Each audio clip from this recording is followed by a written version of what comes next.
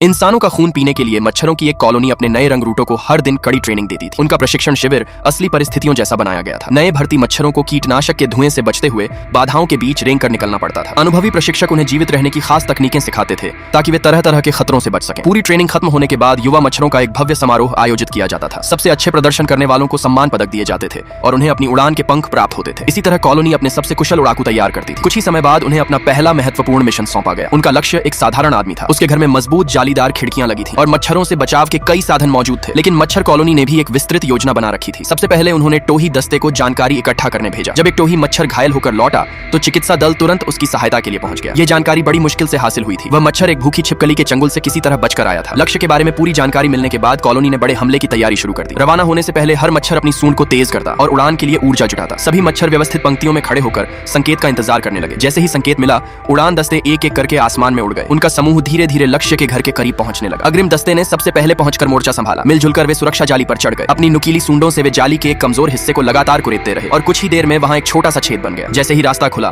बाकी मच्छर भी तेजी से अंदर घुस गए। लहर दर लहर मच्छर अपने लक्ष्य की ओर टूट पड़े। कुछ ही पलों में आदमी को इतने मच्छरों ने काट लिया कि वह घबराकर उछल पड़ा। मच्छर कॉलोनी ने इसे अपनी बड़ी जीत माना और विजयी होकर वापस लौटने लगी। वापसी पर उनका स्वागत करने के लिए जमीनी दल तैयार खड़ा था। लेकिन आखिर में एक भी मच्छर सही जगह पर उतर नहीं पाया। कारण बहुत मजेदार था। उतरने का मार्गदर्शन करने वाला मच्छर इतना भुलक्कड़ था कि उसे खुद ही याद नहीं था कि उतरना कहां है।